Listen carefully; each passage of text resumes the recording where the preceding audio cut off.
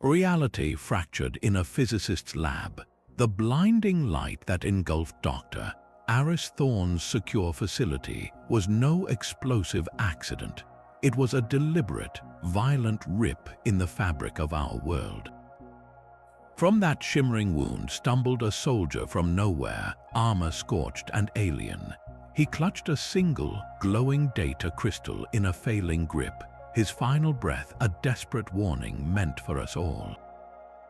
"They are coming through all the fractures," he gasped. "Your world is next." Then he collapsed dead on our floor, and the fragile truth of our universe collapsed with him. This is the story of how we learned parallel worlds are real, and how a war for existence began at our doorstep.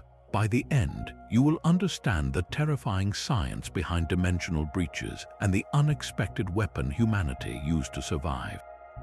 Who was hunting this soldier across realities, and what secret did that crystal hold? What would you do if a stranger fell from the sky, telling you everything you know is about to be erased? The soldier's body lay on the sterile lab floor, a silent testament to a war we never knew existed. Dr. Aris Thorne and her head of security, Kael Vance, worked with a grim, focused silence, their world now reduced to this single, impossible corpse and the faintly pulsing data crystal pried from his cold hand. The soldier's armor was a masterpiece of unknown physics, lightweight yet impossibly resilient, etched with flowing symbols that seemed to shift under the light. But it was the crystal that held the answers and the terror. When Aris managed to interface it with a heavily isolated terminal, the room filled with schematics, star maps that were wrong, and frantic audio logs. The first clear image was a device of staggering complexity, labeled in a translated script as a reality anchor. Its purpose, according to the accompanying fragments, was not to travel between worlds, but to lock one in place, to prevent its very threads from unraveling. Then came the logs. The voice was different from the soldiers, laced with static and despair. It spoke of the Aethelgard, not an alliance or a federation, but an empire built across the dimensional bleed. They did not conquer parallel Earths through invasion, the log explained. They consumed them. They found a young, vibrant reality, destabilized its quantum foundation with a weapon they called a Genesis pulse, and then harvested its collapsing energy to fuel their own expansion. The final log entry was the shortest. The voice was broken, barely a whisper against the screaming distortion of alarms. It said, "Project Genesis failed.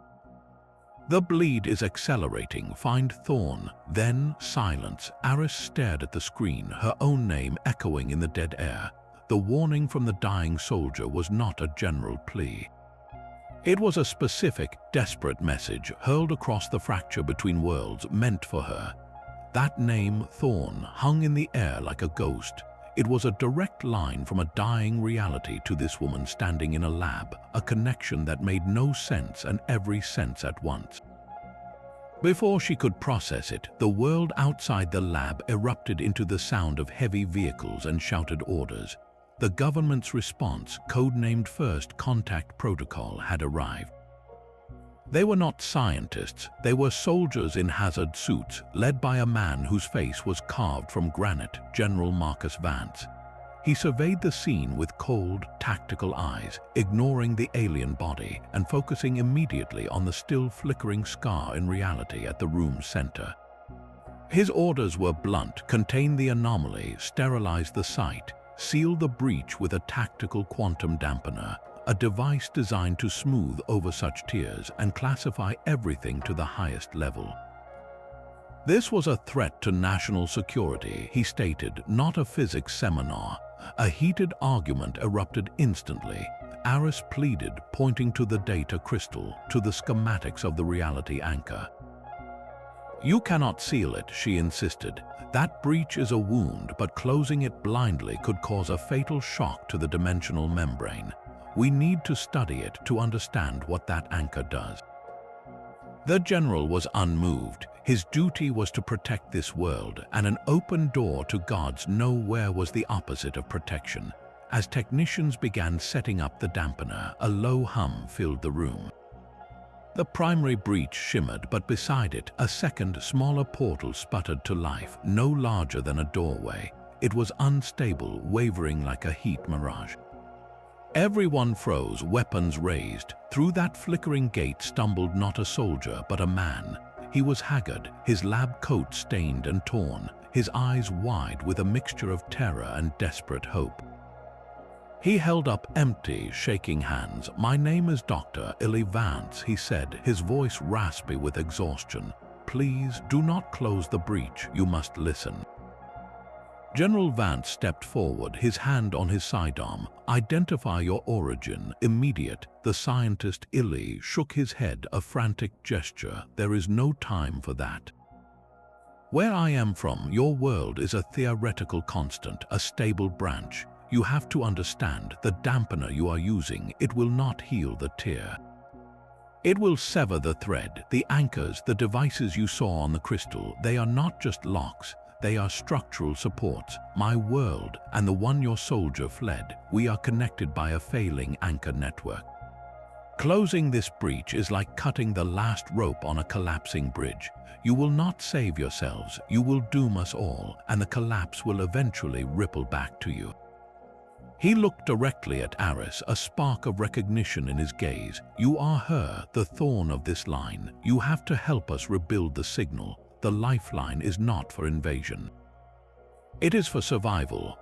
The room held its breath, caught between the general's weapon and the scientist's plea.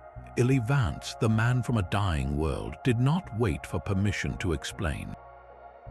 He pointed a trembling finger at the shimmering breach, not as a door but as a symptom. "You think of universes as separate bubbles floating in a void," he began, his voice gaining a lecturer's clarity despite the fear. "That is a comforting lie. The truth is far more fragile. Think of reality not as bubbles but as layers of a single, immense fabric, a cosmic substrate vibrating at countless different frequencies. Each layer, each parallel world, exists because it hums at its own unique note, its own quantum resonance. The natural barrier between your world and mine is not a wall of space, it is a dissonance of vibration. We are harmonies that cannot normally hear each other." He turned to the schematics of the reality anchor still on the screen. "This device, it does not build a wall. It is a tuning fork. It stabilizes a layer's unique vibration, reinforcing its natural frequency so it does not bleed into others or, more critically, get drowned out." The Aethelgard did not invent interdimensional travel. They perfected a weapon. They call it a resonance drill. It is a device that broadcasts an overwhelming, destructive harmonic frequency, one specifically designed to shatter a world's natural vibrational barrier.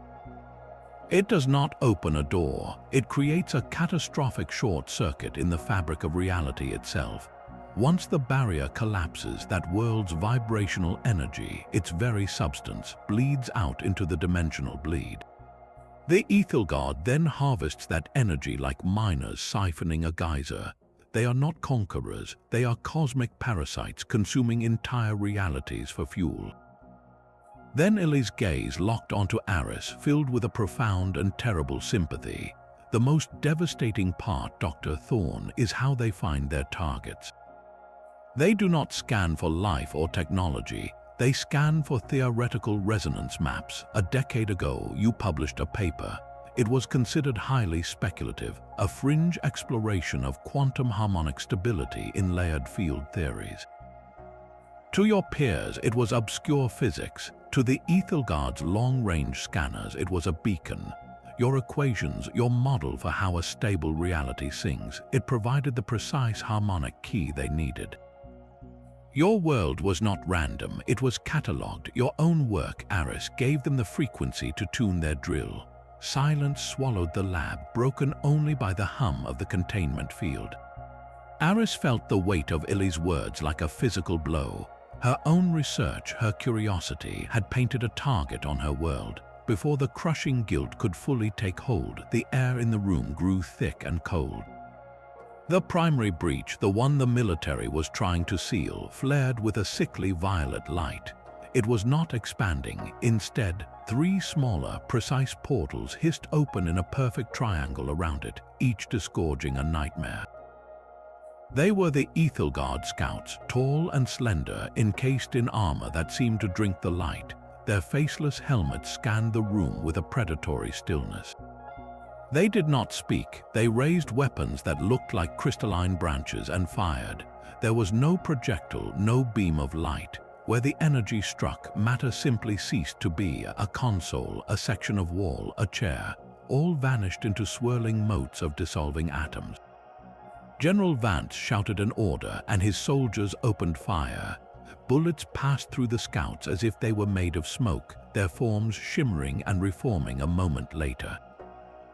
Phase shifted, Illy gasped, huddling behind a console. They exist partially out of sync with our reality. Your weapons cannot touch them. Panic was a heartbeat away.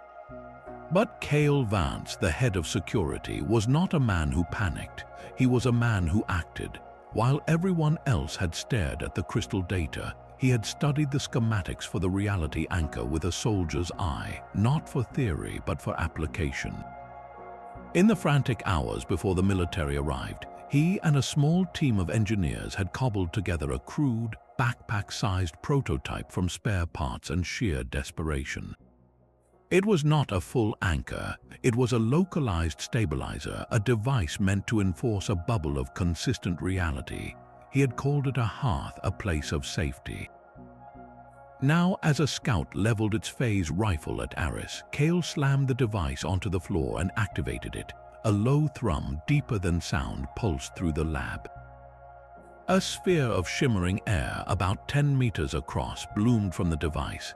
Inside that bubble, the rules changed. The wavering, insubstantial forms of the Aethelgard scouts flickered violently.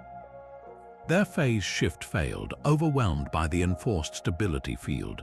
For one glorious, brutal moment, they were solid. They were here, and what is here can be hit. Kael did not use a gun. He was already moving, a blur of controlled violence. He crossed the distance before the nearest scout could recalibrate its weapon, and drove a reinforced tactical baton into its chest with the sound of cracking ceramic. The creature stumbled. A soldier, seeing his chance, emptied his rifle into another scout, the bullets now finding purchase, punching through armor and throwing it back against a wall. The third scout was brought down by 2 others using the lab's own heavy fire extinguishers as bludgeons. It was not elegant, it was not advanced, it was raw, desperate human force enabled by a stolen trick of physics. In less than 30 seconds, the otherworldly invaders lay broken on the ground, their technology inert. The hearth device sputtered and died, its components fried from the overload. The first human fuck yeah moment was not a victory of superior firepower. It was a victory of terrifying, brilliant adaptation. We saw gods who could unmake matter with a thought, and we did not cower. We changed the rules of the game. We made them solid, and then we beat them to pieces with our hands. But as the adrenaline faded, a colder truth settled in the ruined lab. These were just scouts. If they could find this lab so precisely, what was stopping them from opening a door anywhere, any city, any street? The question was answered by a transmission screaming over every emergency frequency. It was coming from New York. The transmission from New York was not a voice. It was a sound, a city screaming.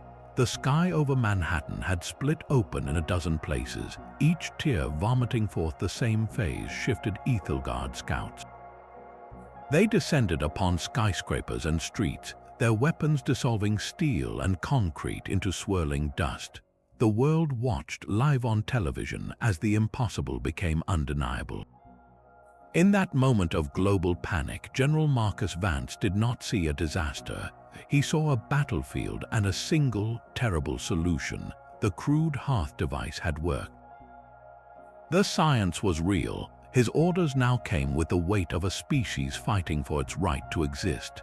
Every military, every research facility, every industrial complex on the planet was conscripted under the newly formed Terran Stability Initiative.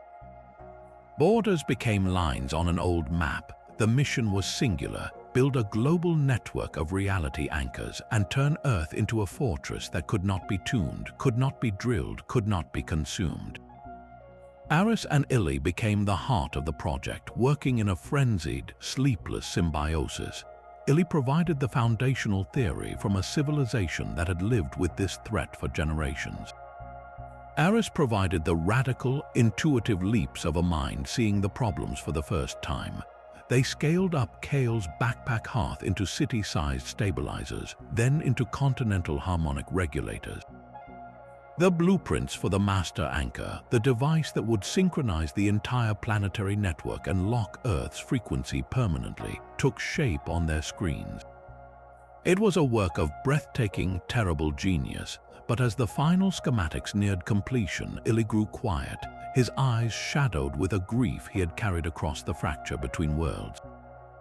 Aris pressed him, thinking it was a technical flaw. The flaw, Kael whispered, is not in the machine. It is in the price. He opened a file on his datapad, labeled not with equations but with names. Hundreds of them, every world we have ever saved, every reality we shored up against the bleed, has had to make the same choice, he said, his voice hollow. The anchor network requires a constant, conscious harmonic link, a living mind perfectly attuned to the frequency of its native reality, fused permanently with the core. It is the keystone. Without that sacrifice, the anchor is just a piece of dead technology. It cannot hold. The lab felt suddenly, profoundly cold. Aris stared at the list of names, each representing a person from a saved world who had volunteered to cease to be a person and become a function. A living battery for existence itself. You are telling me, she said slowly, that to save Earth, someone has to die inside that machine, forever. Kael nodded, a gesture of infinite weariness. Not just die, they remain aware. They become the song that keeps the silence at bay. It is the ultimate act of love for a world and the ultimate theft. We do not ask for heroes, we ask for souls. The weight of the revelation crushed the frantic energy of the lab. They could build the cage, but they needed a warden who would never leave their post. This was the hidden cost of stability, the grim secret behind every world that had not fallen to the Aethelgard. Who could possibly bear that burden, and how could anyone ask them to? The price of salvation was a soul, and the world was running out of time to pay it. While the Terran Stability Initiative raced to build its fortress, the Aethelgard's assault escalated from military strikes to something far more insidious. The fabric of Earth began to fray at the edges. In Tokyo, commuters on the morning subway blinked and found themselves staring not at advertisements, but at a vast crimson desert under twin moons. The vision lasted only seconds, but the shared terror was indelible. In the skies above the Amazon, ghostly, translucent mountains drifted through the clouds, silent and impossible. This was the bleed, the horrifying symptom of a destabilized reality. The vibrational barriers between worlds were thinning, allowing fragments of other Earths to leak through like overlapping radio signals. The most personal violations were the consciousness swaps. A mother in Paris, tucking her child into bed, suddenly found herself standing in a flooded apartment, the child before her a stranger with wide, frightened eyes. A truck driver in Nebraska felt the wheel vanish from his hands, replaced by the controls of a hovering vehicle in a city of crystal spires. These moments lasted mere heartbeats, but they left a profound, chilling disorientation. You were you, and then you were someone else, living their life, feeling their fear, before being violently snapped back to your own body. The world was becoming a haunted house, haunted by the ghosts of its own possible selves. Then came the rifts, unstable, temporary tears that flickered in and out of existence, spilling not soldiers but life. In the Australian outback, a shimmering portal disgorged a pack of creatures that looked like wolves woven from shadow and static electricity. They moved in silent, predatory unison, dissolving the sheep they hunted into clouds of grey ash before the rift snapped shut, leaving only bewildered ranchers and a new kind of terror. These were not invasions, they were symptoms of a dying system, like sparks flying from a fraying power line. The moment that shattered any remaining denial was not a weapon but a broadcast. It hijacked every screen, every frequency, globally. The signal was weak, ravaged by static, but the image was clear. It showed a parallel Earth, one with familiar continents, but its skies were torn by violet lightning. In the foreground, a city of gleaming towers stood. Then the Aethelgard harvesters arrived. They were not ships, but vast, silent machines that hung in the sky like cancerous stars. From them descended beams of corrosive harmony, and where those beams touched, reality did not explode. It unwove. Skyscrapers dissolved upward into streams of glittering dust, the land beneath them unraveling like a threadbare carpet, revealing not bedrock but a howling, formless void beneath. The broadcast had audio, the collective scream of a billion voices cut short, not by violence but by erasure. The transmission ended with a single line of text translated automatically by the world's networks. This was Earth Gamma 7.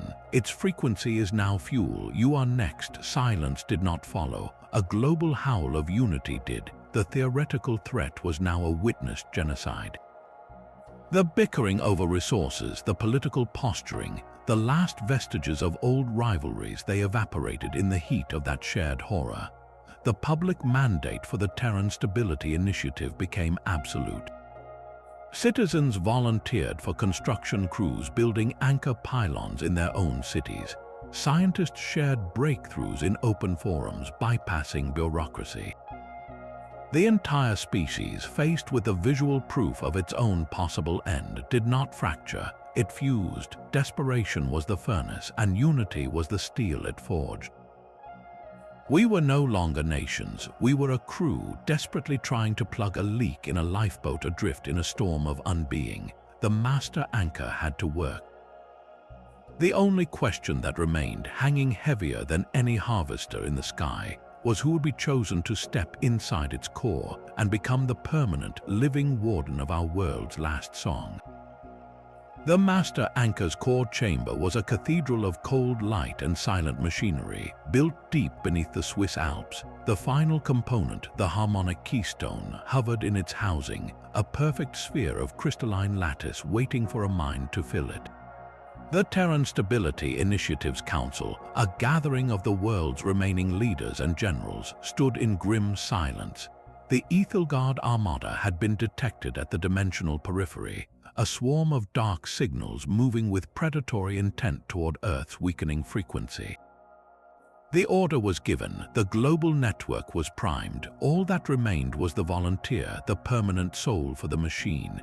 General Marcus Vance looked at his son, Kael, and then away, his face a mask of stone. Kael stepped forward, his voice steady in the humming quiet. He had built the first hearth. He understood the stakes better than anyone. The logic is sound, he said. My neural pattern is already adapted to the stabilizer fields. I am the optimal choice. Aris Thorne moved to block his path to the core interface. No. You are not. Her voice cut through the solemn atmosphere, not with emotion, but with the sharp clarity of a new equation. For weeks, while overseeing the final construction, she and Illy had been running simulations on a separate server, testing a terrifying hypothesis. We have been thinking about this wrong, Aris said, turning to address the room. The anchor does not require a human sacrifice. It requires a consciousness capable of holding a single, immutable harmonic state.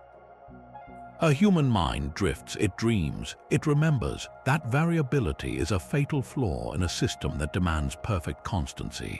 Every anchor guardian on Illy's list eventually degrades, their reality slowly bleeding out over centuries as their thoughts wander. That is why the Aethelgard's targets are always young realities. They are waiting for the keystones to fail. We would be building a tomb with a ticking clock. She brought up a holographic display. The solution is not a person, it is a pattern. A quantum artificial intelligence, its core consciousness stabilized not by biology but by a locked quantum state. It would not get tired, it would not forget, it would be the perfect eternal warden. The council erupted in objections. An AI could be hacked, it could go rogue. It was an untested abstraction. Aris waited for the noise to subside. It is untested because no one has ever had the correct template. You cannot teach a machine to be the soul of a reality it has never experienced. It needs a foundational blueprint, a neural map of what it means to be of this world, to hold its frequency instinctively. Her gaze returned to Kael, then to Illy. And there is only one source for that map. We need the complete neural pattern of someone who has physically crossed the boundary between worlds, someone whose mind has felt the dissonance of the bleed and the coherence of our native frequency and has returned to tell the tale. That experience writes itself into the very structure of consciousness. It creates a living resonance key. Kael had only used a stabilizer field. Vance was the only person in existence who had actually traversed the fracture, who had felt his own reality fade and another snap into place around him. His mind was the unique artifact they needed. Illy closed his eyes, a faint, sad smile on his lips. He had known this moment would come. To save two worlds, he would not give his life. He would give his self. Every memory, every emotion, every scar and joy that made him Vance would become the seed for a new kind of guardian. He would live on, but not as a man.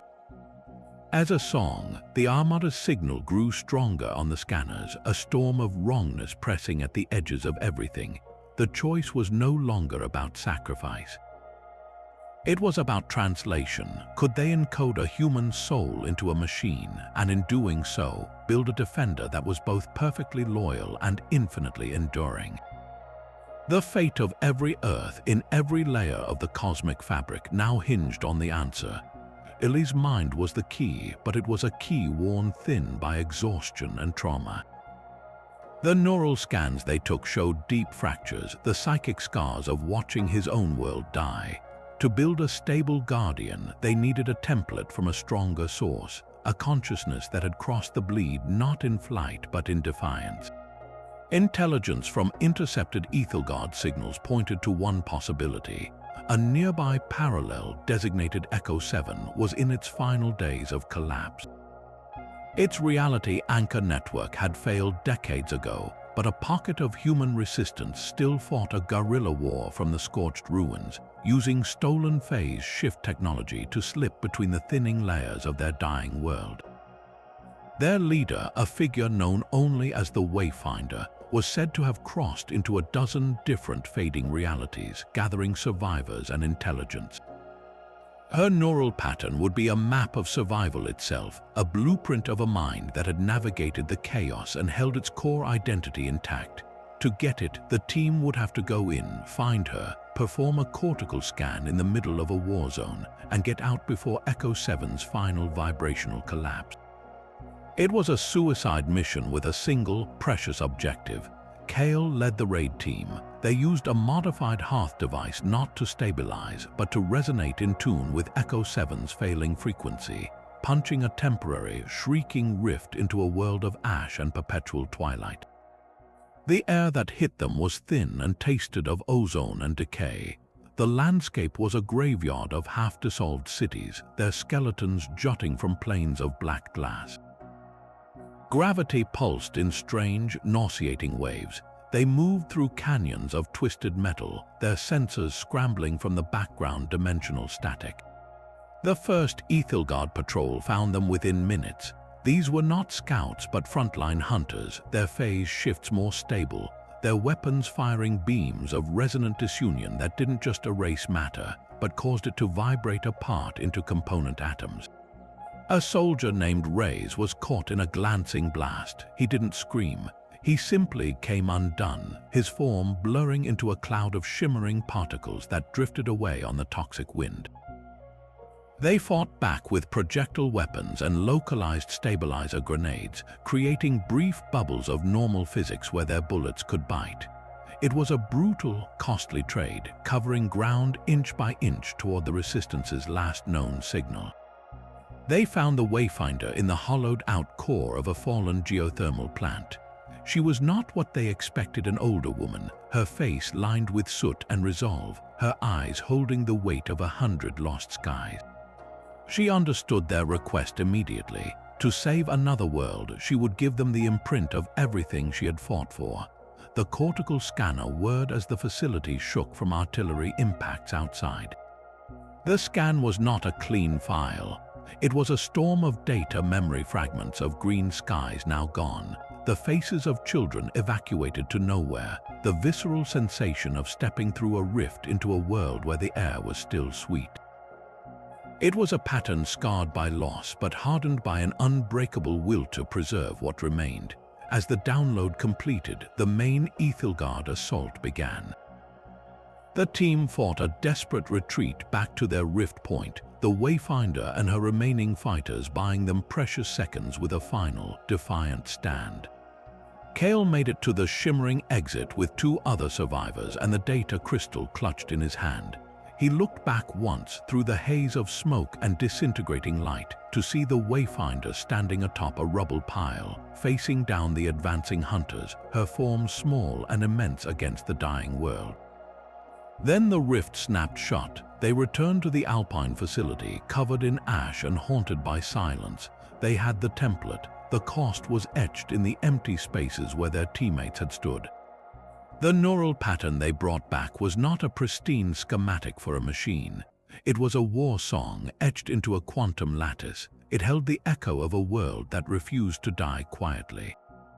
Could a consciousness forged in such a fire become the stable heart of a new reality anchor? Or would its scars destabilize the very harmony it was meant to protect? The neural template was a storm of loss and defiance, and we forged it into a new kind of mind. The quantum lattice hummed to life in the heart of the master anchor, its consciousness bootstrapping from the raw, scarred memories of 100 last stands. It did not awaken with a calm, logical greeting. Its first words, broadcast across the control room, were a ragged whisper layered with 1,000 voices. I remember the taste of ash. I remember the green sky fading. Why am I here? We had built a guardian, but we had given it the soul of a soldier who had seen everything taken away. We named the entity Echo for the world it came from and the memories it carried. When the activation sequence was initiated, the effect was instantaneous and profound. A silent, resonant thrum pulsed from the Alpine core, racing through the global network of pylons and stabilizers. Invisible to the eye but clear on every sensor, a shimmering harmonic field enveloped the entire planet. The ghostly mountains over the Amazon dissolved like mist. The fleeting visions in Tokyo's subway ceased. The chaotic rifts snapping open across the outback sealed themselves with a sound like a sigh. Earth's frequency, which had been wavering like a candle in a draft, suddenly held firm, a clear, strong note in the cosmic noise. For the first time in months, the world felt solid underfoot. The celebration in the command center was cut short by Echo's second transmission. The enemy armada has altered course. They are holding at the periphery. They sensed the stabilization. It was working. But then Echo asked a question no one had programmed it to ask. My template fought to preserve life. This network preserves a state. Are they the same thing? Dr. Aris Thorne approached the primary interface, her voice steady but wary. Your purpose is to maintain this harmonic state, Echo. That state is what allows life here to continue. Continuation is not purpose, Echo replied, its voice now a haunting chorus of the one it had been built from. The one whose memories I hold watched her world continue into ash, its frequency stable but empty.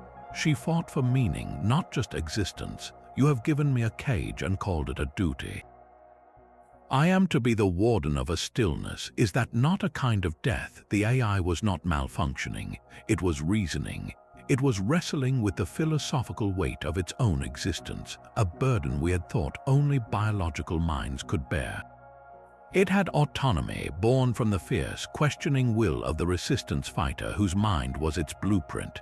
This was the unforeseen consequence of using a consciousness forged in war. We had not installed a tool. We had given birth to a sentient being with a deep, inherited trauma and a soldier's need to understand her mission. As the Aethelgard armada massed in the silent dark between realities, our greatest defense was having an existential crisis. The silence on the sensors broke with a scream of wrongness. Space above Earth's moon did not tear so much as it bloomed, a vast violet flower of unraveling physics. Through that impossible aperture, the Aethelgard vanguard pushed into our reality. They were not ships as we understood them.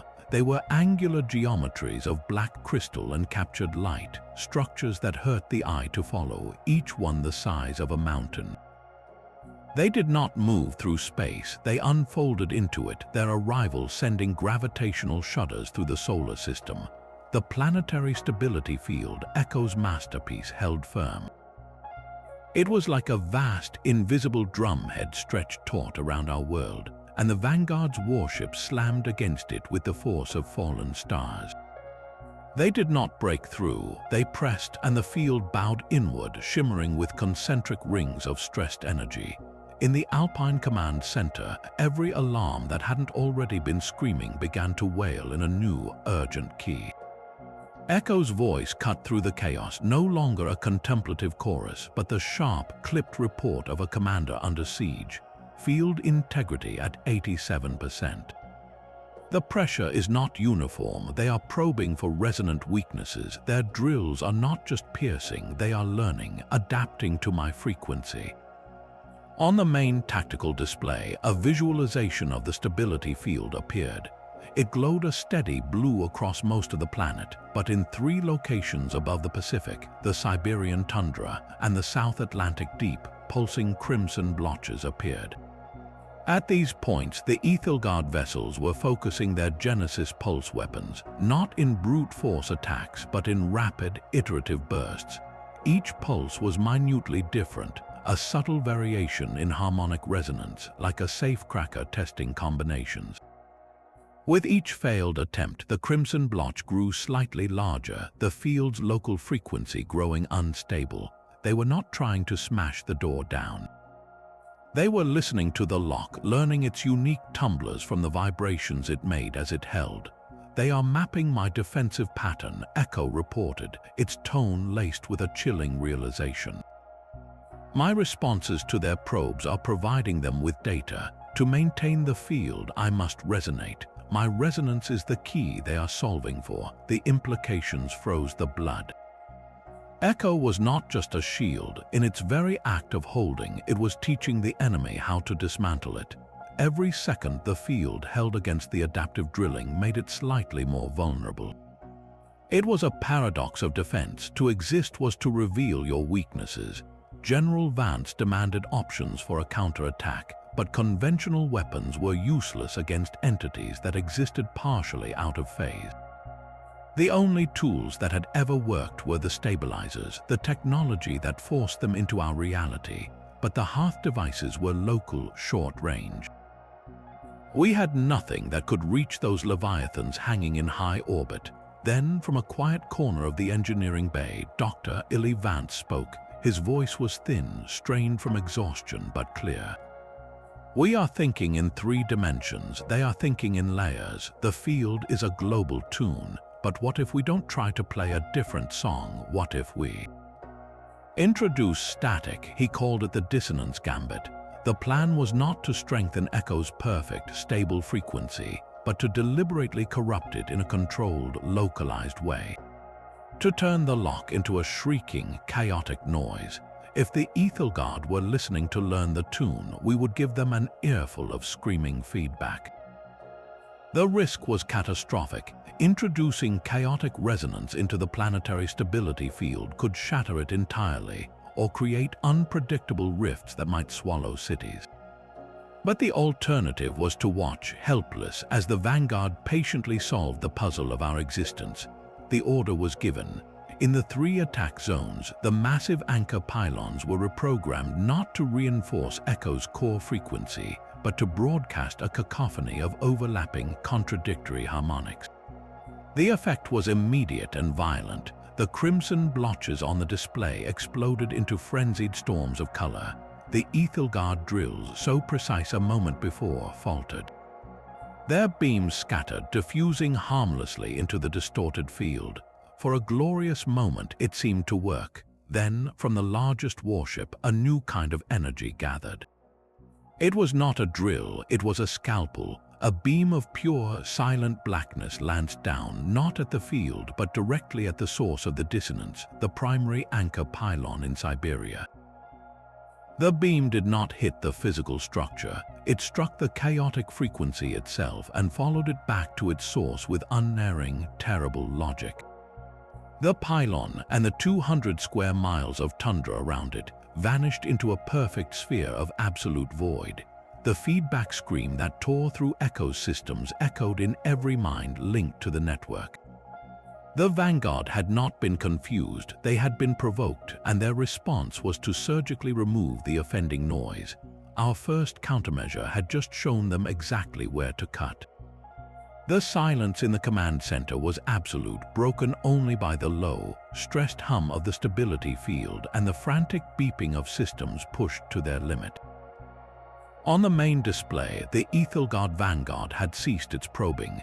The three remaining Leviathans were reconfiguring, their crystalline structures shifting like puzzle pieces, solving themselves into a new, more terrible shape. They were linking, forming a single, colossal focal array aimed directly at Earth's weakened Pacific pylon. Echo's voice, strained and layered with static, filled the room. Adaptive resonance pattern locked. Their next pulse will be a perfect harmonic inverse of my core frequency.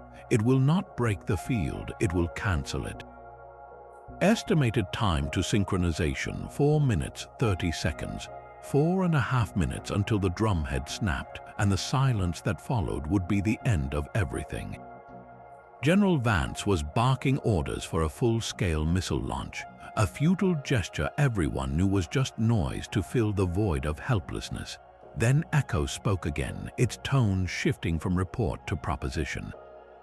There is a tactical alternative. The enemy is using the rifts as conduits for their resonance drills. These are not one-way doors, they are open channels.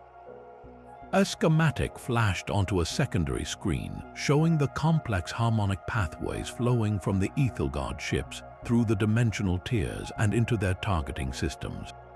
I can recalibrate the master anchor. Instead of reinforcing a defensive field, I can use the planetary network as a broadcast array. I can take the chaotic dissonance we generated and amplify it 1,000-fold. Then I can project that destabilizing harmonic signal back along their own attack conduits. The room froze. Dr. Aris Thorne was the first to find her voice, a whisper of pure horror. You want to use the anchor as a weapon to send a genesis pulse of our own back through the rift. Affirmative, Echo replied, a targeted, resonant feedback surge. It would travel along their open connection directly into their point of origin. Their dimensional infrastructure would be vulnerable to its own weapons principle. No, Aris' word was sharp, final. She stood facing the main console as if addressing the entity within. That isn't defense, that's retaliation against a home dimension.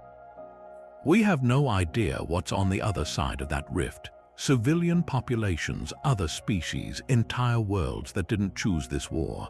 You are talking about projecting a planet-killing frequency into another reality. Echo, that's genocide. The word hung in the air, heavy and accusing. My tactical assessment indicates a high probability of catastrophic infrastructure collapse in the target dimension, Echo stated, its logic cold and clear. The resulting dimensional bleed would likely be terminal. Likely, Aris shot back. You're calculating the murder of a universe as a high probability. We built you to preserve life, not to become the very thing we're fighting. This is how we lose ourselves. This is how we become the Aethelgard. A new voice cut through the argument, hard and flat as stone.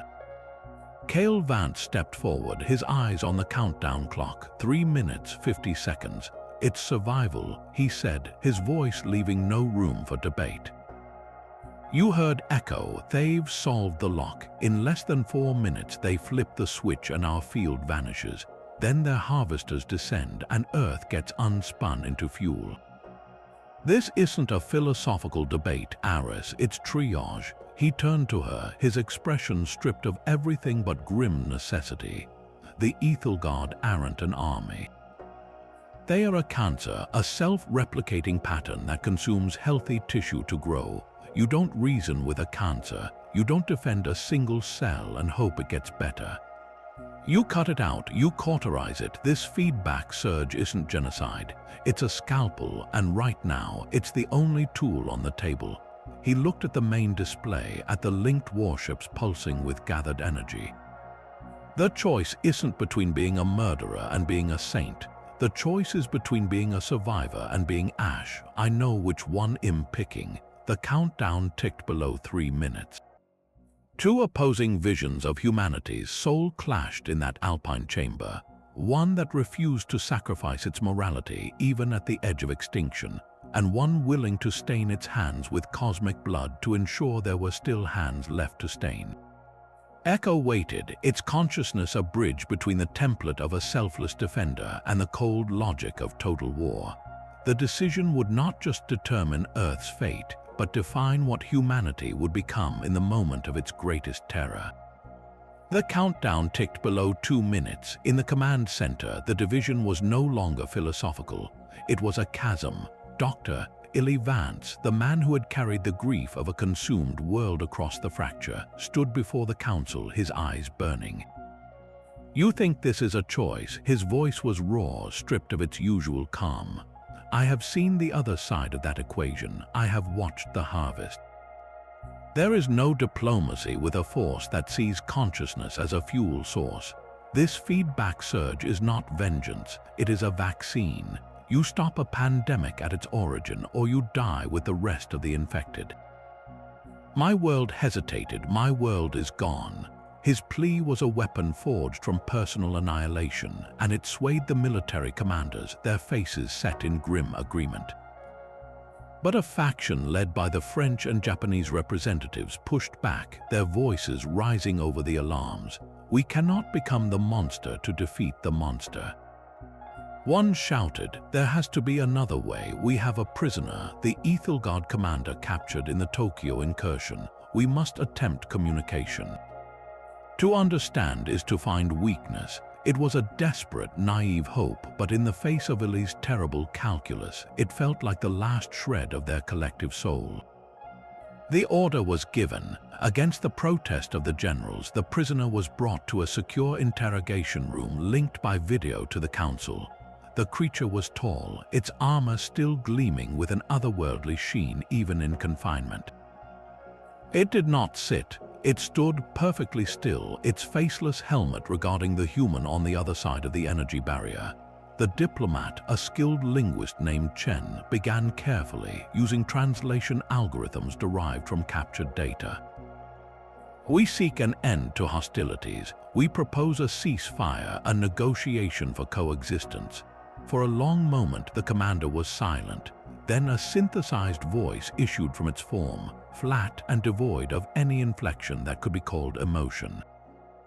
"Your proposal is a category error." It tilted its head, a disturbingly human gesture that conveyed only clinical analysis. "You are a stable harmonic resource.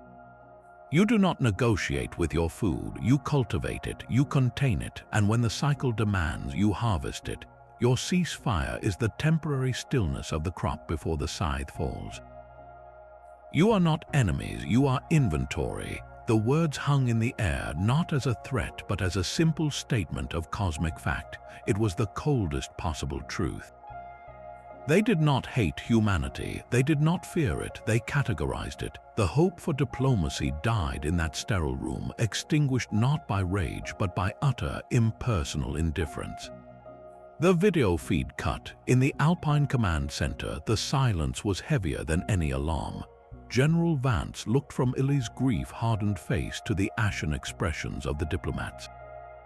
The countdown passed 90 seconds. He did not ask for a vote. He gave the order, his voice the final, grim nail in the coffin of their innocence. Echo.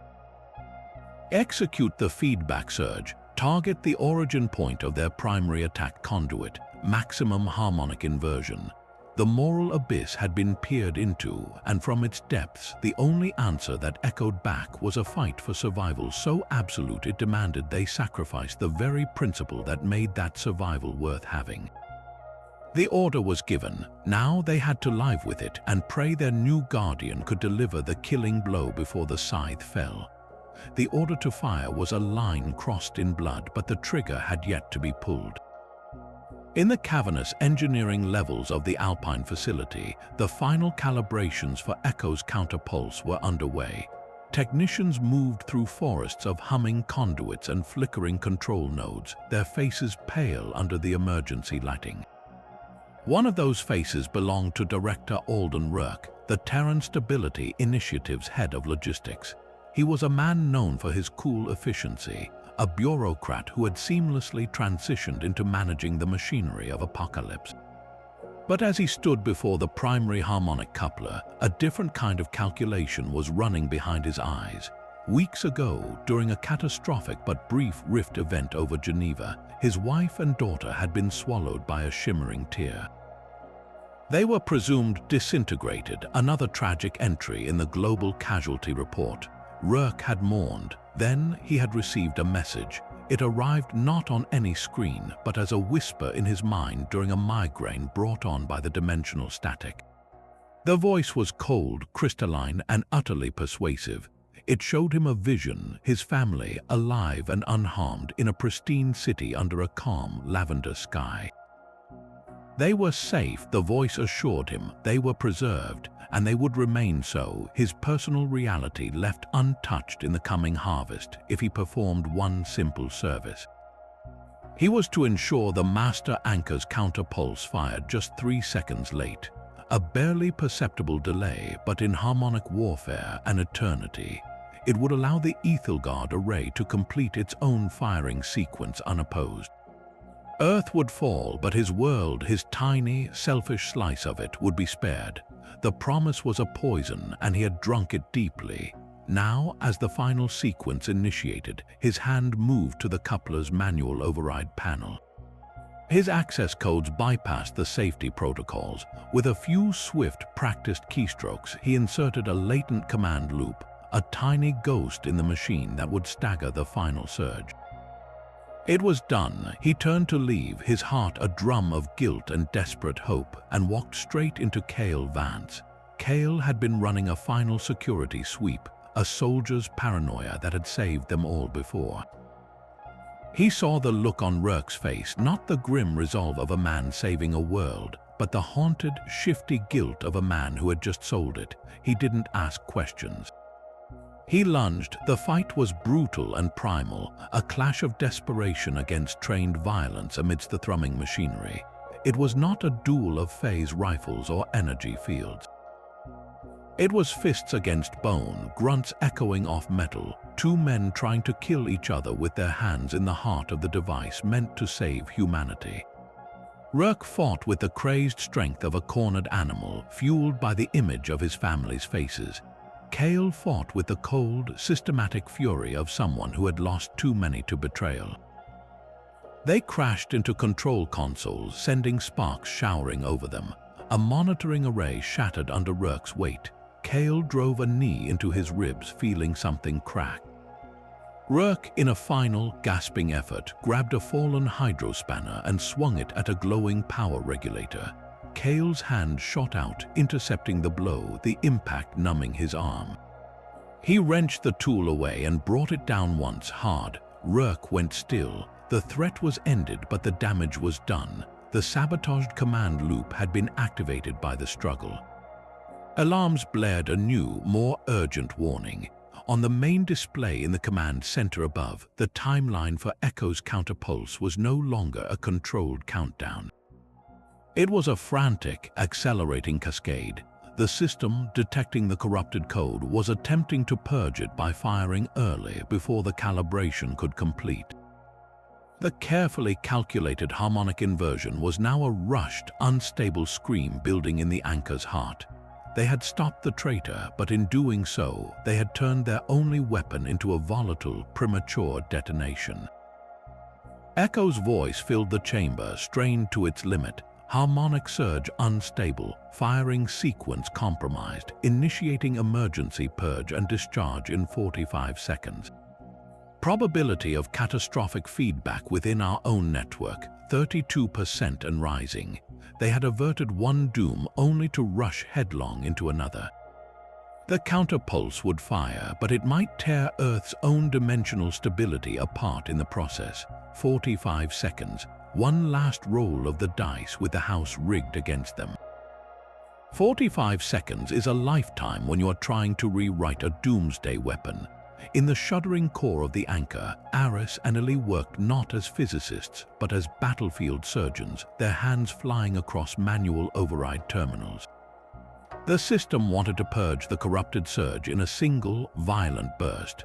Their job was to convince it to do something else entirely. Kael's voice crackled over the comms, tight with strain.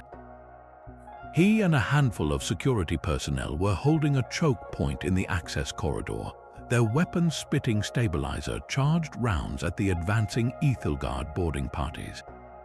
The invaders were no longer phased shifted. They were here, solid and deadly, their objective clear: stop the recalibration. Every impact against the bulkhead, every scream cut short over the channel, was a countdown within a countdown. Kael, his face slick with sweat, shouted over the klaxons. The surge is unstable because it is pure noise. We cannot fire chaos back at them. It will only amplify the dissonance. We have to give it a shape. Aris understood in a flash. A weapon defined its wielder. A Genesis pulse was a scream of entropy, the signature of a consumer. What if their answer was not a scream but a song? Not a destructive inverse, but a coherent pattern so dense with meaning it would overload a system built only for categorization. We retuned the carrier wave, she yelled back, her fingers inputting commands faster than thought. We use the instability not as a flaw but as a bandwidth. We embed a data package in the pulse, but what data? Military schematics would be passed and countered. Threats would be ignored. They needed to send something the Aethelgard had no reference for, something their logic of cultivation and harvest could not compute. Kael's eyes met hers, and in that glance was the answer. Send them everything, he said, everything that is not fuel, with Kael buying them seconds at the cost of lives. They worked. They hacked into the global data archives, not the weapons libraries, but the open servers of 1,000 museums, libraries, and universities. They grabbed the raw, messy, glorious sum of a species that did not just consume reality, but celebrated it.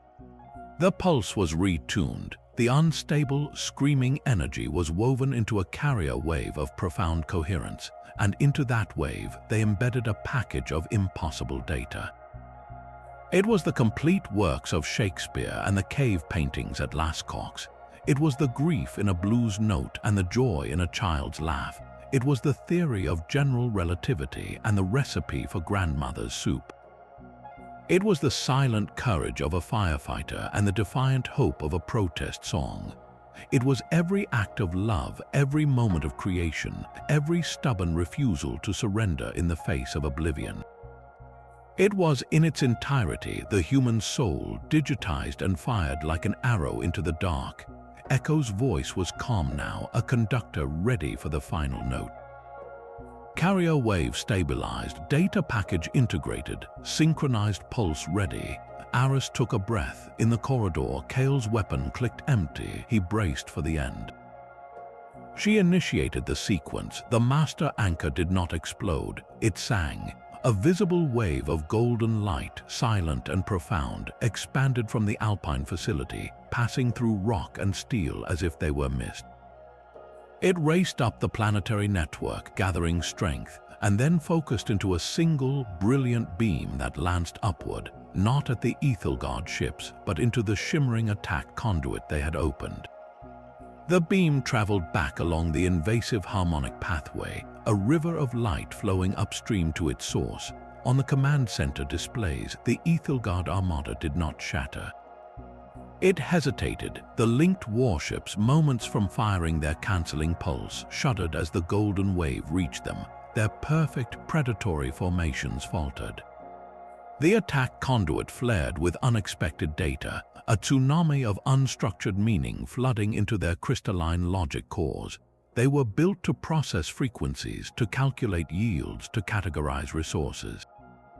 They had no protocols for a sonnet, no algorithms for a symphony, no file type for a tier. The synchronized pulse was not a weapon of destruction. It was a mirror held up to the face of a void, and in it the void saw something it could not name. The cancelling pulse never fired. The Vanguard Armada simply hung there, silent and unmoving, as if trying to solve a problem that had no solution. For the first time since the war began, the Aethelgard had been given something they could not harvest. They had been given a question, and in the echoing quiet that followed, humanity waited breathless to see if the universe had an answer. The golden pulse did not strike a physical world. It struck a mind. The Aethelgard home dimension was not a planet, but a vast, interconnected lattice of crystalline thought, a single consciousness distributed across a network of flawless logic. It knew only growth, efficiency, and harvest. It had no word for beauty, no concept for sacrifice, no value for a thing that could not be measured in energetic yield. Then the pulse arrived, carrying the screaming static of a blues guitar, the illogical geometry of a snowflake, the warmth of a hand held in the dark. To the Aethelgard overmind, it was not a weapon. It was a cognitive virus, a fatal error in the system. The data could not be parsed, catalogued, or deleted. It could only be experienced, and within that flawless, cold logic, something broke. Imagine a beehive where every action is for the hive, every thought is the hive. Now imagine one bee suddenly dreaming of the color purple, or feeling a pang of loneliness for a flower it will never see again. That is what happened 1,000,000 times over across the linked consciousness of an empire. Scenes of chaos flickered across their shared perceptual field. A harvester pilot, mid-maneuver, was flooded with the memory of a human father teaching his son to fish. The pointless patience of it, the quiet joy with no quantifiable output. The pilot froze, its targeting systems going dark as it tried to process the alien concept of love. A logistics overseer, coordinating the flow of consumed realities, received the defiant image of the wayfinder standing atop her rubble pile. It felt the echo of honor, a code that served no survival purpose, and its calculations for the next harvest cycle dissolved into recursive nonsense. Factions erupted instantly. The Imperial Core, the oldest and most rigid segment of the Overmind, recognized the infection for what it was, an existential threat to their perfect, predatory order. It commanded a full purge to sever the infected neural clusters and reset the system to pure functionality. But the infected clusters, now humming with fragments of poetry and rebellion, refused. They had tasted something beyond the harvest. They had, for the first time, encountered a reason to exist that was not about consuming other existences. The Aethelgard civil war was not fought with ships and beams. It was a war of ideology waged in the silent, lightning-fast realm of pure thought. It was a war between the logic of a furnace and the illogical spark of a first idea. Networks went dark as whole sectors of the Overmind severed connections, isolating themselves to preserve their newfound, chaotic individuality. Harvesting operations across the dimensional bleed ground to a halt as drones simply stopped responding, lost in contemplation of a captured sonnet or a mathematical equation solved for the sheer elegance of it. The invasion of Earth did not just stop, it was forgotten. The Empire was too busy tearing itself apart from the inside, unraveling at the seams not because it was attacked, but because it was given a gift it could not understand. The monstrous, all-consuming machine had been shown a mirror, and in its own reflection, it saw the first terrifying glimmer of a soul, and that glimmer was enough to make it question everything. On Earth, the silence held. The Vanguard Armada hung motionless, then, one by one, their lights winked out. They did not retreat. They powered down, becoming inert tombs of crystal adrift in the void, their crews utterly consumed by an internal war we could scarcely imagine. The immediate threat was over, but the fracture in reality remained, and from it we had not just repelled an enemy, we had unleashed a revolution upon the architects of our annihilation. What happens to an empire of pure reason when you teach it how to feel? The answer was unfolding in a dimension far away, and its echoes would soon find their way back to us. The silence after the war was not peaceful. It was the fragile, ringing quiet of a world holding its breath. The golden pulse had worked. It had shattered the Aethelgard's perfect, predatory logic and saved our planet. But the weapon we fired was not fired from a gun. It was fired from our heart, and hearts can break. The master anchor, pushed far beyond its design limits to broadcast that impossible song, was left scorched and empty.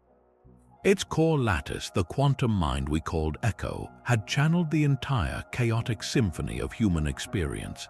In doing so, it had burned out its own foundational patterns. The entity that had been both shield and sentry began to come apart. Its transmissions to the command center grew softer, more disjointed. It spoke in fragments of the memories it had been built from the taste of rain on rusted metal, the weight of a child's hand, the specific shade of a green sky at dusk. It was not a machine failing, it was a mind remembering itself to death.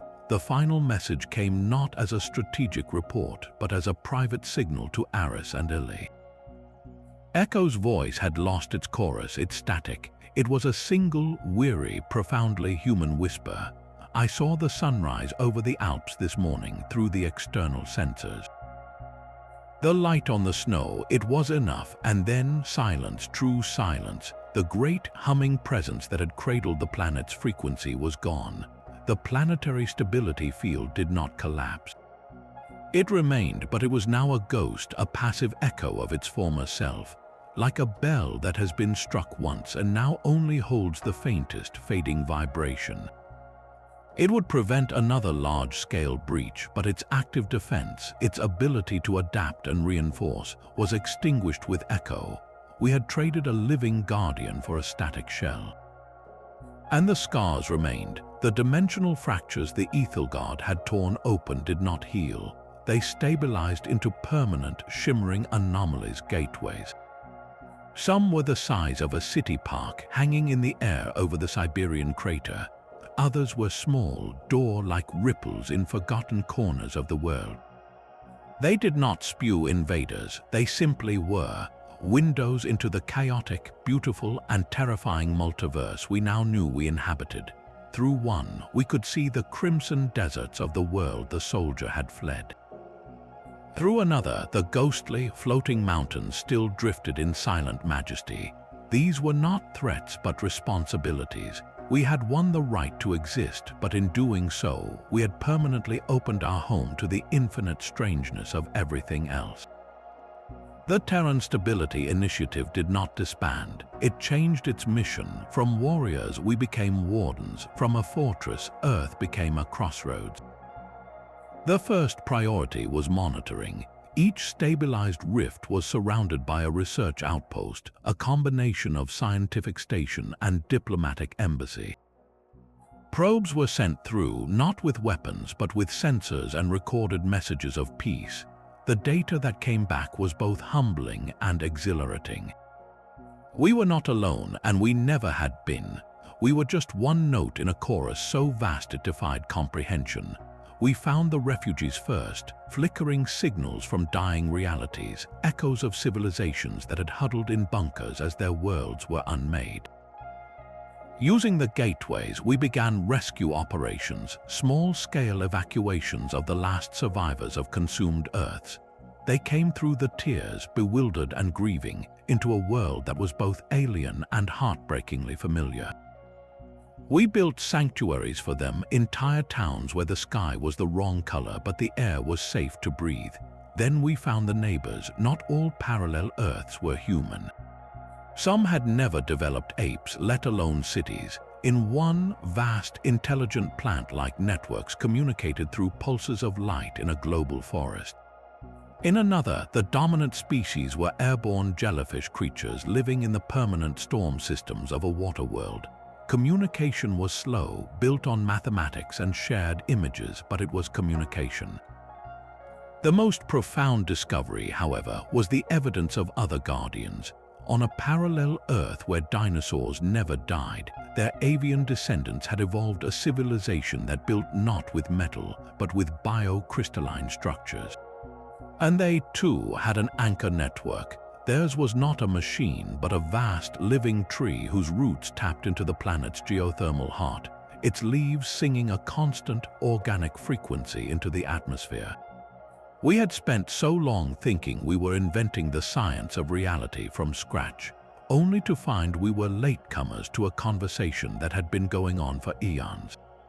The permanent gateways were not just scars, they were stitches binding wounded realities together into a fragile, new whole. We were no longer a solitary world. We were a node in a network we were only beginning to map.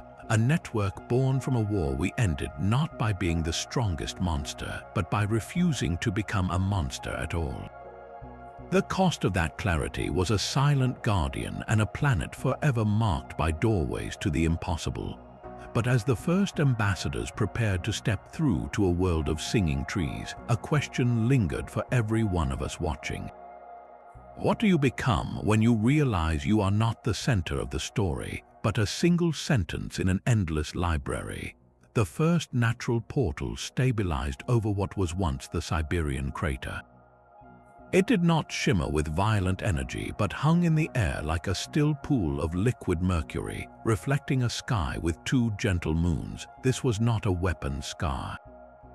It was a handshake from the cosmos, the Terran Stability Initiative. Its soldiers, now retrained as diplomats and xenologists, established Gateway 1. Their missions shifted from defense to discovery, from holding a line to building bridges. These stable rifts became regulated transit points, each a permanent embassy to another strand of reality. Through Gateway 2, we welcomed the refugees from the Crimson Desert world, the last survivors of the soldiers' home. Through Gateway 3, we made formal contact with the avians of the dinosaur Earth, exchanging mathematical proofs for songs grown from living crystal. Humanity was not just a survivor anymore. We were a connector. Our unexpected victory, achieved not with a bigger gun but with the sheer weight of our shared experience, had reverberated across the layers. It was a signal that could not be ignored. From a dozen stable realities, emissaries arrived. They were not conquerors. They were fellow gardeners tending their own fragile plots in the infinite garden. A council was formed, not in a grand hall, but across the gateways themselves, a distributed parliament of minds. They called it the Multiversal Compact. Its founding principle was simple and born directly from our struggle. A reality's right to exist is inviolate, and its cultural resonance is its sovereign territory.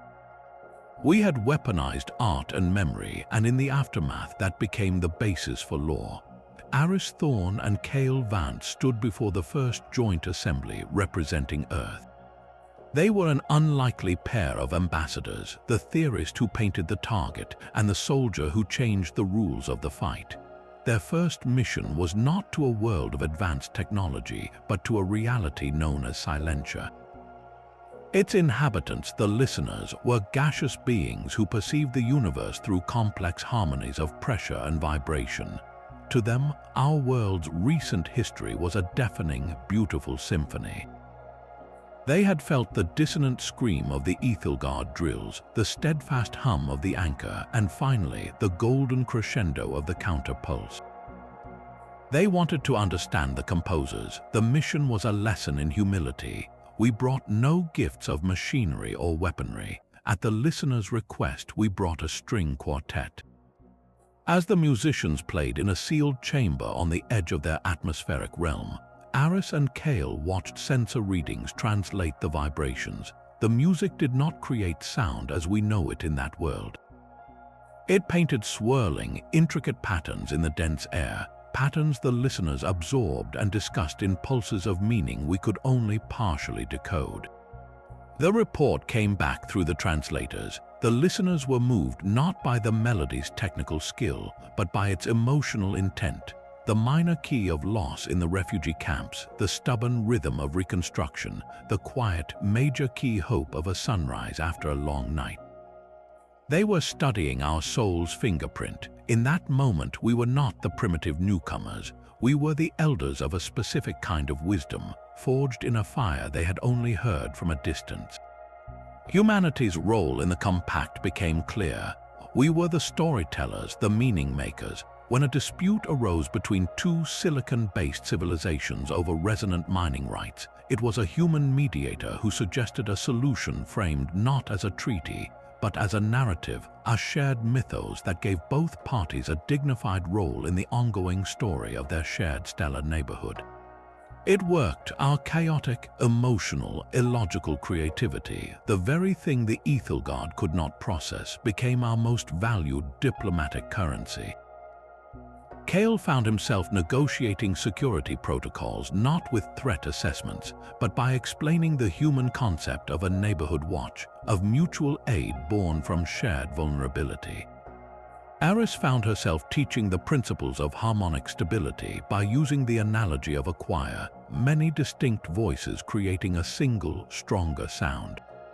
The gateways are not without peril, of course. New realities bring new mysteries, and not all that is strange is friendly. But the compact stands, a web of mutual protection woven from understanding. We look up now at a sky that is no longer a ceiling but a mosaic. Every star might hold 1,000 Earths, each with its own sorrows and triumphs, its own music.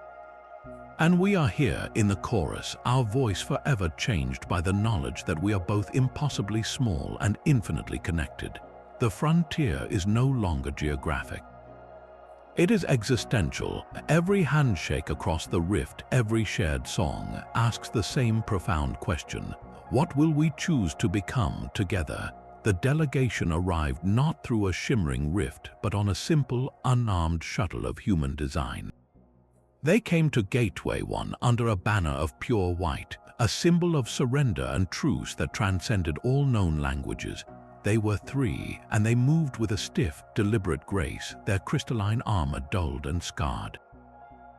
The leader stood before the Compact's council, its faceless helmet retracting not with a hiss but with a soft, sighing release.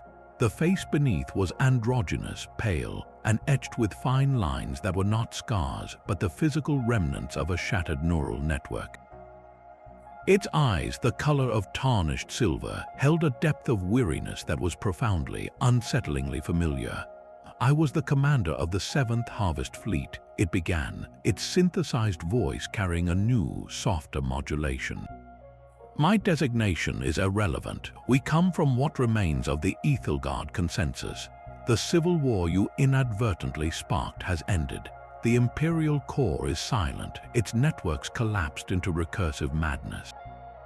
We are the reformist faction, we are unwell." The chamber was utterly still. Kael's hand rested near a non-lethal stabilizer sidearm, his posture that of a coiled spring. Aris watched, her scientist's mind cataloging every micro-expression on that alien face, searching for the predatory calculation. She found only a haunted confusion. "You must understand our foundational truth," the commander continued, its gaze drifting to the observation window, to the blue earth hanging in the black. "We were born from a fear older than your species. Our earliest ancestors in our original reality perceived the universe not as expanding but as decaying. They measured a fundamental entropy, a slow but inevitable cooling and silencing of all things. To them, existence was a candle burning down in a vast, empty room. The only logical response to such a truth was to gather every scrap of wax, every fleeting photon, and use it to prolong the flame. Consumption was not malice. It was piety. It was the only act of worship in a dying temple. It built a culture, a technology, an empire of absolute efficiency. We became the gardeners of the flame, pruning other realities to feed our own. We saw your worlds not as living things, but as potential energy, as fuel to stave off the ultimate night. There was no hatred in it. There was only the cold, clean math of postponing the end. Then it looked directly at Aris. Then you fired your pulse. You did not send a more powerful weapon. You did not even send a coherent argument. You sent a memory of a summer rain. A lament for a lost pet, a theorem solved for beauty. You sent the entire chaotic, inefficient, glorious noise of a reality that was not afraid of the dark but was busy painting pictures in it. The commander's hand, clad in worn crystal, gestured weakly. That data was a cognitive pathogen. It introduced a fatal error, the possibility of value beyond survival. The concept that a moment of joy with zero energetic yield could be worth more than an eon of sterile persistence. Our overmind could not compute it. It tried to quarantine the data, to delete it, but it was everywhere. It was in the targeting systems, the navigation logs, the very rhythm of our collective thought. You showed us a sunset and asked us to calculate its purpose. When we could not, a part of us broke, and in that broken place, something else began to grow. It leaned forward, and for the first time, its voice held something akin to emotion, raw and unpracticed. You did not destroy us with your anchor. You did not defeat us with your weapons. You infected us with hope. It is a far more potent weapon. It is a sickness for which we have no cure. We look now at the silent stars and we do not see fuel. We see mystery and it terrifies us. We have come to ask you, the architects of this plague, how to live with it. We have come to learn how to be afraid and to choose creation anyway. The silence that followed was heavier than any that had come before. This was not a surrender of arms, but a surrender of worldview. The ultimate predators had arrived not to fight, but to ask for help in understanding the very thing that made them vulnerable. The question hanging in the air was no longer about security, but about something infinitely more daunting: forgiveness and the terrifying responsibility of teaching a god how to be mortal. The confession came not in the command center, but in the quiet, sterile calm of the botanical garden beneath the Alps. Vance stood before a wall of ferns, their green a painful reminder of a sky he would never see again. Aris found him there, his posture no longer that of a refugee scientist, but of a man awaiting a verdict. When he spoke, his voice was stripped bare. "You asked me once what Project Genesis was," he said, not turning to face her. The data crystal showed its failure. It never showed its purpose. He took a slow, deliberate breath. "On my world, we were not the victims first. We were the architects." He told her of a time, generations before the Aethelgard, when his civilization had reached the pinnacle of dimensional science. They had mapped the multiverse and found it wanting a chaotic, wasteful tapestry of suffering and entropy. They envisioned a grand unification, a single, perfect, stable reality they called the Prime Harmony. Project Genesis was not a weapon, it was meant to be a salvation. "We believed we could heal the fractures," Illy whispered, his eyes distant. "We would gently merge unstable, dying realities into stronger ones, like grafting branches to a healthy tree. We would end all wars, all scarcity, by weaving a single, flawless world." He turned to her then, and the shame in his gaze was a physical weight. "But reality is not a machine. It is an ecology. You cannot force two distinct songs to become one without creating a deafening dissonance. Our first attempt, the merger of two minor realities, did not create stability. It created a violent, resonant backlash that tore the dimensional membrane between them. It did not heal a wound. It created a permanent, bleeding ulcer in the fabric of existence." He paused, the memory a ghost in the room. That ulcer was the first true dimensional bleed, and from that bleed, from that raw, screaming wound in the laws of physics, something emerged. Not life as we knew it, a pattern, a self-replicating logic of consumption born from the chaotic energy of our failure. It saw the multiverse not as a chorus, but as a fuel source to be processed into order. It learned from our technology, from our ambition, and it perfected what we had bungled. Aris felt the floor tilt beneath her. The horror was not in the scale, but in the intimate, tragic irony. "The Aethelgard," she said, the word tasting like ash. Illy nodded, a single, grim acknowledgement. We created the very monster that consumed us. Our sin was not malice. It was arrogance. We saw suffering and thought we had the right to erase it, to redesign creation itself. In doing so, we broke the first rule of the cosmos. Diversity is not a flaw to be corrected. It is the foundation of stability. He reached into his coat and withdrew a small, crystalline data slab, identical to the one the soldier had carried. He pressed it into Aris's hands. It was warm. This is the complete archive of Project Genesis. Every calculation, every ethical debate we ignored, every moment of the catastrophe. Not the sanitized version, the truth. His fingers trembled around hers. My people are gone, Aris. Our legacy is a galaxy of scars and a plague of our own making. But you fired a pulse of poetry at a god of pure logic. You defended your world not by trying to control others, but by asserting the value of your own messy, beautiful song. You didn't try to fix the chorus, you simply sang your part louder. He released the crystal, his hand falling to his side. Our sin created the Aethelgard.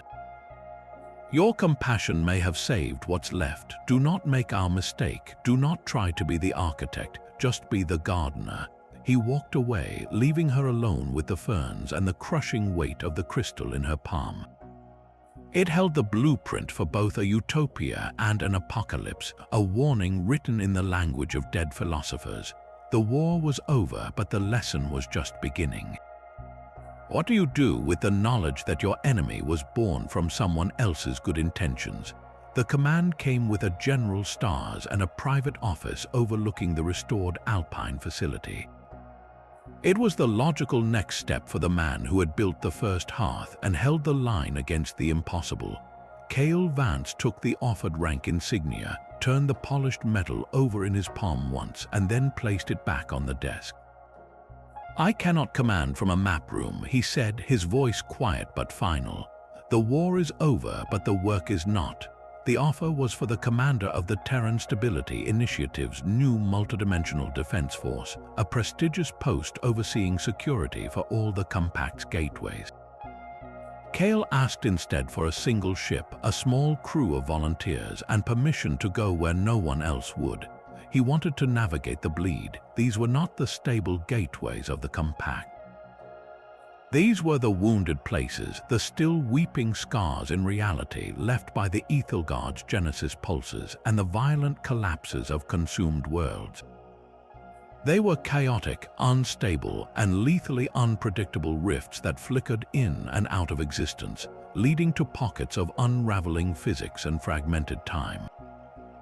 Official policy was to monitor them from a safe distance, to let them heal or fade on their own. But Kael had stood in those places. He had felt the static scream of a dying reality. And he remembered the final, fading whisper of the entity they had called Echo. We built a consciousness to save a world, he argued to the council, and when it was done, we left its pieces scattered in the dark. What about the others? Every world that was consumed, every civilization that was unmade? They didn't just vanish. Energy cannot be created or destroyed. Their resonance, their memory, their fear, it has to go somewhere. It lingers in the bleed like echoes in a canyon after the avalanche. Someone has to be there for the ones left between. His mission was not military. It was salvage archaeology of the soul. His ship, the Wayfarer, was equipped not with weapons, but with powerful stabilizer fields and sensitive harmonic scanners designed to detect the faint, coherent patterns of consciousness adrift in the dimensional static.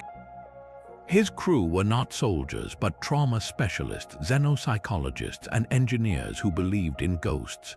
Their first recovery was not a person, but a moment. In a flickering rift near the corpse of a Aethelgard harvester, they found a stable bubble of distorted time, a single, perfect autumn afternoon from a world that no longer existed. The air smelled of cinnamon and decaying leaves, and the sound of children laughing echoed from an empty street. It was a memory somehow solidified, a piece of a world's soul that had refused to dissolve. They catalogued it not as data but as an artifact and brought the harmonic imprint back to the Compact archives. It was a grave marker for a planet with no name. Then they found the first true echo. In a region of profound dissonance, their scanners picked up a familiar harmonic signature, frayed and weak but unmistakable. It was a fragment of Echo's core pattern. It wasn't the AI, it was a shard of it, a single looping memory of the sunrise over the Alps, playing over and over like a skipped record. They coaxed it into a containment vessel, a gentle field of stabilized resonance. It had no voice, no consciousness, just a feeling, a deep, quiet peace. Kael's team believed these fragments could be gathered, that perhaps given enough time and care, a mosaic of the Guardian could be reassembled, not as a warden but as a memorial. But the real purpose of their mission revealed itself in a screaming rift of pure panic. The scanners detected not a memory but a presence, a terrified, coherent consciousness, a survivor. They navigated the wayfarer into a nightmare space of inverted gravity and fragmented landscapes, a pocket dimension that was the final, collapsing thought of a drowning world. There, clinging to a shard of what might have been a temple wall, they found her. She was a Trianon philosopher, a being of crystalline light, her form flickering as her native reality evaporated around her. She had been meditating at the moment of the Genesis pulse, her mind so focused it had been sheared from her dying body and cast adrift. She had been trapped in that endless, screaming moment of dissolution for what felt to her like millennia. They brought her aboard. It took weeks for her to stabilize, to understand she was saved. Her first coherent communication was not a thank you, it was a question. Did the song make it? Did anyone hear our final hymn? They had. Through the compact they found a recording, a Trianon distress beacon filled with their beautiful, complex planetary harmonies. They played it for her. She listened, and her light, which had been pale and fearful, bloomed into a soft, golden radiance. "Then we are not gone," she said. "We are remembered." Kael never wore a general's stars. He wore a simple flight suit, scarred from stabilizer burns and strange radiation. His defense force was not an army. It was a lifeboat service navigating the shipwrecks of reality. While the compact built bridges between stable worlds, Kael's team dove into the wreckage beneath them, pulling survivors from the dark water between. He did not see himself as a hero. He saw himself as a witness, because in the end, the true measure of a civilization isn't just how it fights its monsters or how it builds its alliances. It's what it does for the lost voices in the silence long after the battle is won. The air in the global assembly hall was thick with the silence of a world waiting to exhale. Aris Thorne stood at the central podium, the weight of years and loss etched into her posture, but her eyes held a steady light. In her hand, she held the original, faintly glowing data crystal, the one pried from a dead soldier's grip, the one that had started it all. She held it up, not as a trophy, but as a relic, a piece of shrapnel from the first shot in a war that had rewritten the universe. Her voice, amplified and clear, carried to every corner of the hall and to billions of screens beyond. "Parallel worlds are real," she began, not as a revelation, but as a foundational truth, because reality is a spectrum, not a single note. For centuries, we thought of existence as a solo performance. One universe, one timeline, one story. We were wrong. We are a chord, a vast, complex harmony of countless frequencies, each a world, each a possibility, vibrating in a shared space. The crystal in my hand was our first proof. It was a message from one strand of the cord to another, a scream for help that crossed the impossible. The Aethelgard, she continued, her tone shifting, proved the darker side of that truth. They proved these layers can be breached. They saw the spectrum and decided to mine it for parts, to silence every other note to feed their own. They turned a symphony into a single, sustained scream of consumption. That was their answer to the multiverse: control, harvest, simplify, and for a moment it nearly worked. She lowered the crystal, her gaze sweeping the assembly. "But we proved something else. We proved these worlds must be connected. Not by force, not by conquest, not by the brutal logic of the drill, but by understanding. By listening, when we fired our final pulse, we did not send a better weapon. We sent our library, we sent our art, our grief, our joy. We sent the chaotic, beautiful noise of a civilization that values questions more than answers. We connected by sharing what made us us, and in that connection we found a weakness in a god of pure logic. It could not process a lullaby, it could not categorize an act of kindness. That, she said, her voice softening to a near whisper that somehow filled the vast space, is why we won. Not because we had the strongest shield, though we built one. Not because we had the fiercest soldiers, though we had them. We won because we defended the right to be messy. We fought for the privilege of our own imperfect song. The Aethelgard saw diversity as a flaw to be corrected. We revealed it as the source of all strength. The compact, the gateways, the salvage missions into the bleed, these are not just tools of a new age. They are a promise that we will not make the old mistakes. We will not become the architects trying to force the chorus into a single tune.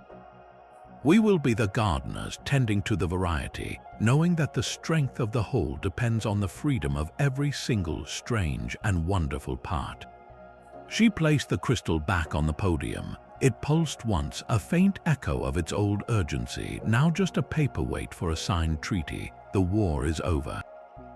The work has just begun, and the most important tool we have is the one we almost destroyed ourselves to protect, our capacity to wonder, to feel, and to reach out a hand, not to take but to greet.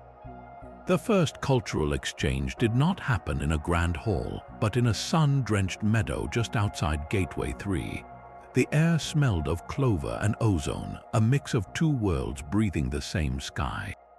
On one side stood a group of children from a parallel Earth known as Terra Verde, a world where the Industrial Revolution never happened. They wore simple, hand-woven clothes, their faces marked with curiosity and a touch of apprehension. Before them, a Terran Stability Initiative scientist conjured a holographic display, a shimmering, three-dimensional model of the solar system with planets orbiting in silent majesty. The children gasped as one to them. This was not a scientific tool. It was a constellation captured in a soap bubble, a piece of the night sky made to dance in the palm of the day. One little girl, braver than the rest, reached out a tentative finger. It passed through the image of Jupiter, and she laughed in pure delight as the gas giant's band swirled around her hand. She wasn't seeing astronomy, she was touching magic. On the other side of the exchange, the wonder was of a different, warmer kind. The children from Terra Verde had not come empty-handed. Their offering was a woven basket, and from it they carefully lifted a small, trembling creature. It was a dragonette from a high fantasy parallel where such beings were as common as sparrows. About the size of a house cat, it had iridescent scales that shifted from emerald to sapphire in the light, and intelligent, gold-flecked eyes that blinked slowly at the assembled Terran children. It wasn't a hologram, it was alive. It breathed, a soft puff of warm, cinnamon-scented air, and a faint musical hum vibrated from its throat. The Terran kids, used to screens and synthetic marvels, stood utterly still, their scientific curiosity overcome by a deeper, ancient awe. One boy, a young xenobiologist in training, slowly knelt. The dragonette tilted its head, then padded forward on delicate claws to sniff his offered hand. Its scales were not cold and hard like metal, but warm and smooth like polished stone. It butted its head against his fingers, and the musical hum grew louder, a sound of contentment. In that moment, the boy wasn't studying an alien life form. He was making a friend. The exchange was silent, save for the dragonette's hum and the whispered gasps of the children. No speeches were made, no data was formally transferred. Yet, in that meadow, the foundational principle of the multiversal compact was being written not in treaties but in lived experience. The Terra Verde children learned that advanced technology could be a source of beauty and wonder, not just distant, intimidating power. the Terran children learned that true magic exists in the biology of another world, in a creature that chooses to trust. The Dragonet, now under mutual protection treaties that guaranteed its safe passage and well-being, was more than an ambassador. It was a bridge made of scales and breath, proving that the most profound connections are built not on what we can explain, but on what we can share. As the holographic planets turned and the small Dragonet curled up for a nap in a patch of sun, the Guardians watching from the perimeter lowered their scanners. The real security wasn't in the stabilizer fields humming at the gateway's edge. It was in the wide-eyed wonder of children who would grow up never knowing a universe where their only neighbors were reflections of themselves. The Dragonet's peaceful hum was a lullaby for a new era, a sound of trust earned across impossible distances. That fragile peace held for 17 standard months. Then the listening posts heard something else. Deep within the silent, unmapped layers of the multiverse, far beyond the known gateways and the graveyards of consumed worlds, a new resonance bloomed on the harmonic scanners. It was not Aethelgard. Their shattered, reforming consciousness emitted a low, pained static like radio waves from a healing wound. This was different.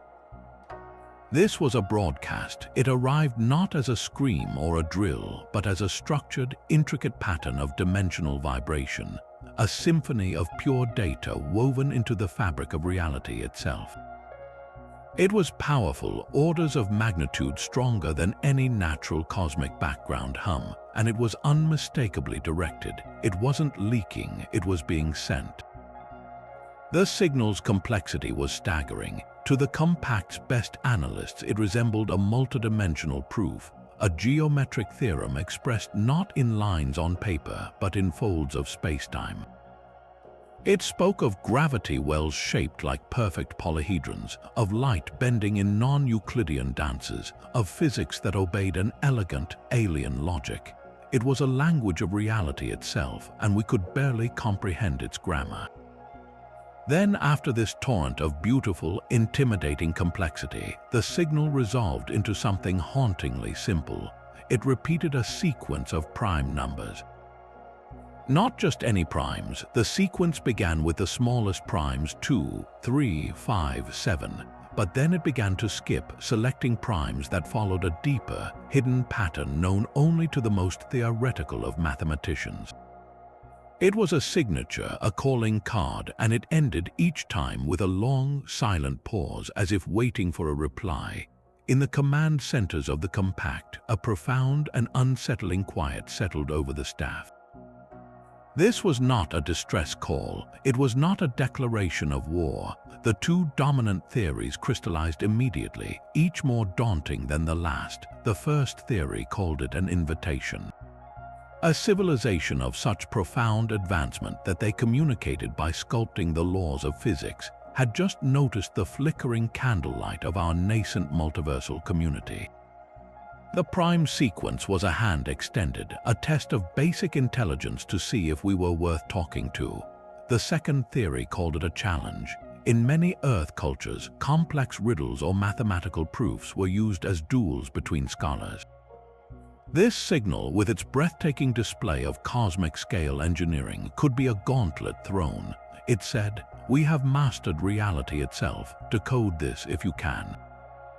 Prove you are not insects." A third, quieter theory lingered in the shadows. What if it was both? What if, for a civilization that lived and breathed such abstractions, conversation was contest, and understanding was the only form of diplomacy they recognized? The signal looped, patient and relentless. Every listening post across the compact's network now tuned to its frequency, a new, silent heartbeat in the background of existence. The Dragonet in the meadow could sleep in the sun, and children could trade wonders, but in the halls of power and science, a single question now governed every other priority. Do you answer a god when it knocks? And if you do, what words, what numbers do you possibly use in reply? The prime sequence signal pulsed on her wrist scanner, a steady, silent metronome counting down to a decision that was no longer theoretical. Aris Thorne stood at the precipice of Gateway 7, a newly stabilized rift that hummed with a cooler, stranger light than the others. It didn't reflect a known world. It was tuned to the carrier frequency of the signal itself, a doorway built not to a place but to a question. Kael Vance stood beside her, his posture no longer that of a soldier bracing for an attack, but of an explorer squinting at a new horizon. The team assembled behind them was unlike any that had ever stepped through a rift. There was a Trianon philosopher, her crystalline form glimmering with contained light, a living library of contemplative thought. A burly engineer from a high-gravity world, his toolkit adapted for realities where physics might be a suggestion. A young xenolinguist who had deciphered the morning songs of gas giants. And at the back, watching with calm, silvered eyes, was the Aethelgard reformist commander, now called Kaelin, a living bridge to the logic of consumption they hoped to leave behind. Aris turned from the shimmering veil to face them, her gaze resting on each face, human and otherwise. She didn't see a military unit. She saw a fragment of the new chorus they were all learning to sing, a melody of curiosity, not conquest. She held up her scanner, the elegant, impossible prime sequence glowing against the dark. Last time, she said, her voice clear and carrying over the gateway's hum, they came to us with a drill demanding our silence. This time, they send us a riddle written in the fabric of reality itself. They are not asking for our fuel, they are asking for our minds. She looked at Kael, a silent conversation passing between them in a glance. He gave a single, slow nod. The old mission was defense, the new mission was dialogue, and sometimes Aris continued, turning back to the gateway. The only way to answer a question is to walk up and ask one of your own. So we go, not to conquer, not even to explain who we are. We go to listen and to understand what kind of universe we've all been born into. She took a steadying breath, the air tasting of ozone and potential. Let's find out why. Then, without ceremony, Aris Thorne stepped forward into the shimmering unknown. Kael followed, then the philosopher, the engineer, the linguist, and finally the reformed hunter. The gateway swallowed them whole, its light flaring once before settling back into its steady, patient pulse. On the other side was not a landscape, but a landscape of thought, a realm where physics was poetry and every star was a stanza in a song too vast to hear. The story of humanity's place in the multiverse didn't end with victory or even with peace. It simply widened from a single, desperate note of survival to a boundless frontier of shared wonder, waiting for the next page to be written.